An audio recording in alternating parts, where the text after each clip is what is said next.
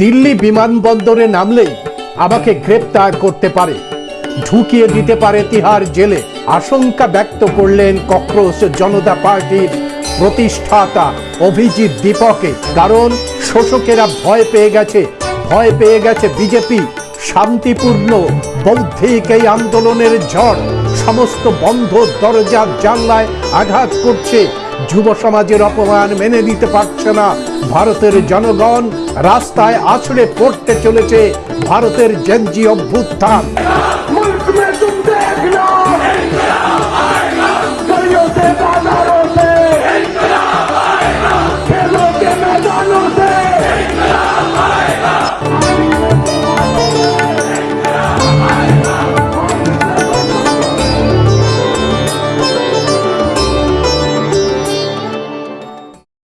প্রিয় দর্শক, আপনারা দেখছেন ভয়েস অফ বহুজন। আমি শরদিন্দু বিশ্বাস।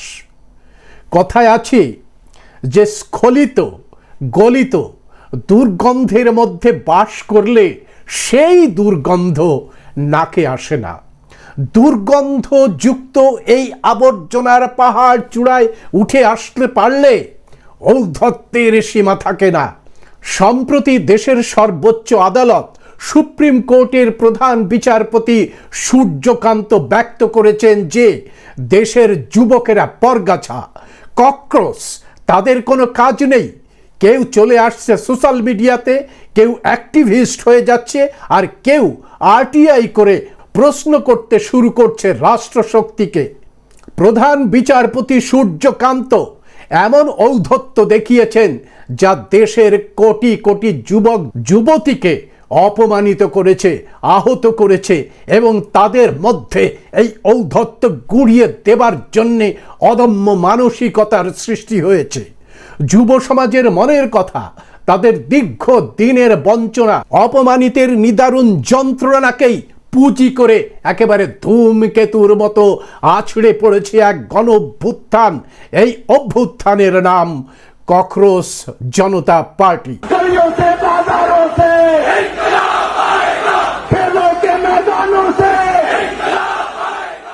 নিতান্তই ব্যঙ্গাত্মকভাবে গঠন করা হয়েছে এই সিজেপি অর্থাৎ ককরোচ জনতা পার্টি।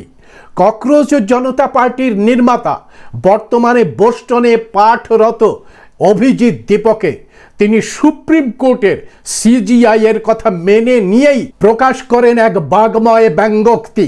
তিনি মেনে নিয়েছেন, হ্যাঁ, আমরা ককরোচ, আপনাদের তৈরি আবর্জনার স্তূপে আমাদের বাস করতে হচ্ছে, মেনে নিতে হচ্ছে পরগাছা পরান্ন ভোজির এই গ্লানি, কিন্তু আমরা দুর্নীতি মুক্ত এই আবর্জনার পাহাড় গুঁড়িয়ে দিতে চাই, গড়ে তুলতে চাই এমন রাষ্ট্র যেখানে জাজেদের অবসরের পরে আর কোনো পদ হবে না, ভোট চুরি করতে দেওয়া হবে না, জনগণের নাম ভোটার তালিকা থেকে বাদ দেওয়া হবে না, 50% মহিলাদের প্রতিনিধিত্ব হবে, মিডিয়া হবে নিরপেক্ষ স্বনির্ভর, গদি মিডিয়া চলবে না, প্রত্যেক জনপ্রতিনিধিকে ন্যূনতম স্নাতক হতে হবে, ভ্রষ্টাচারী করাপ্টেড মানুষদের জায়গা হবে জেলে, আর দলবদলুদের 20 বছরের মধ্যে আর কোনো ভোটে দাঁড়াতে দেওয়া হবে না।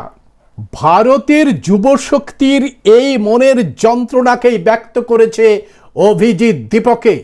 গত 6 দিনের মধ্যেই এই আরশোলা বা ককরোচ জনতা পার্টির সদস্য সংখ্যা দাঁড়িয়েছে 20 মিলিয়নেরও বেশি, যা দেশের সর্ববৃহৎ দল ভারতীয় জনতা পার্টি 14 বছরে অর্জন করতে পারেনি।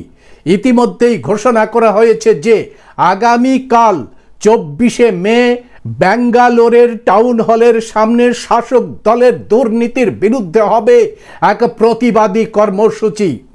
ইতিমধ্যেই অবশ্য এই কর্মসূচির বিরুদ্ধে একটি গণ অ্যাডভাইসারি বা সতর্কতা জারি করেছে ব্যাঙ্গালোর পুলিশ। পুলিশের পক্ষ থেকে স্পষ্ট জানিয়ে দেওয়া হয়েছে যে এই প্রতিবাদের জন্য কোনো রকমের অনুমতি দেওয়া হয়নি। পুলিশ প্রশাসনের পক্ষে আরও জানানো হয়েছে যে মহামান্য হাইকোর্টের নির্দেশ অনুযায়ী বেঙ্গালুরুতে যে কোনো ধরনের প্রতিবাদ বা সমাবেশের অনুমতি কেবল ফ্রিডম পার্কে দেওয়া সম্ভব, অন্য কোথাও এই ধরনের জমায়েত বেআইনি। প্রিয় দর্শক, আপনারা বুঝতে পেরেছেন যে এই তেলাপোকা আরশোলা বা ককরোচ জনতা পার্টির এই প্রকাশ্যে জনসমাবেশের ডাক শুনে ভয় পেয়ে গেছে বিভিন্ন রাজনৈতিক দলের প্রশাসন। তারা এই ধরনের সমাবেশে যোগ না দেওয়ার জন্য জনগণের কাছে আবেদন জানাচ্ছে। আপনারা হয়তো জানেন যে ইতিমধ্যেই এই তেলাপোকা আরশোলা ককরোচ পার্টির টুইটার হ্যান্ডেল এক্স বন্ধ করে দেওয়া হয়েছে।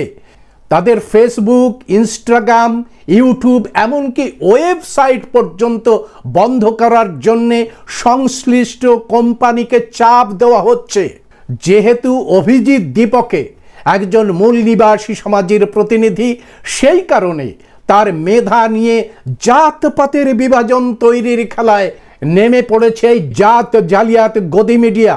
গদি মিডিয়া দাবি করছে যে ককরোচ জনতা পার্টির সমর্থক হচ্ছে পাকিস্তানি এবং বাংলাদেশি।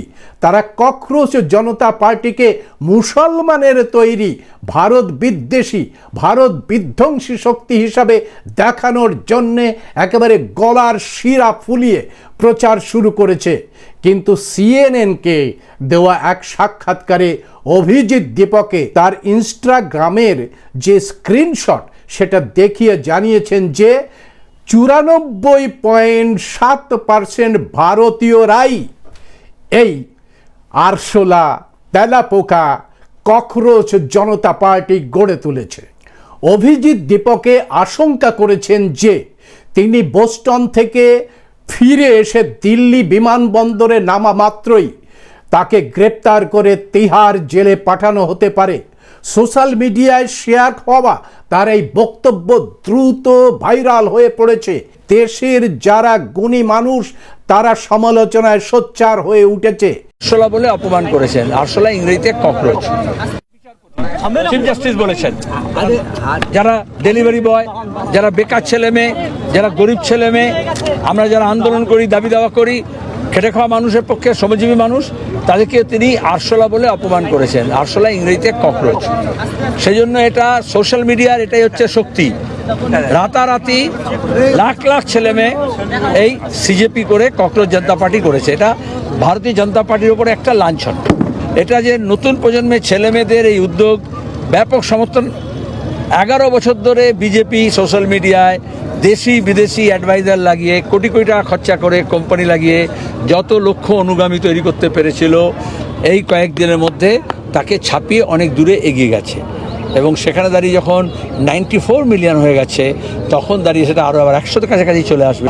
বিজেপি ভয় পেয়েছে এবং এই জন্য তারা ওই কোম্পানিগুলোকে, আমেরিকান কোম্পানিকে ব্যবহার করে ওইটাকে এখন অফ করে দেওয়ার চেষ্টা করেছে। কর্ণাটক এখন কংগ্রেস শাসিত রাজ্য। সেখানে ব্যাঙ্গালোর টাউন হলের সামনে প্রতিবাদ কর্মসূচির ডাক দিয়েছে এই আরশোলা ককরোচ জনতা পার্টি। আগামীকাল সকাল থেকেই সেখানে সমাবেশ হওয়ার কথা। প্রশাসন জনগণকে এই কর্মশালায় যোগ দিতে নিষেধ করেছেন। তারা এই আন্দোলনকে ভারতের জেনজি অভ্যুত্থানের অংশ হিসাবেই দেখছেন। অর্থাৎ পরিষ্কার হয়ে যাচ্ছে যে কংগ্রেস কিংবা বিজেপি কেউই ভারতের যুবশক্তি জেনজিদের প্রত্যাশা পূরণ করতে চাইছে না।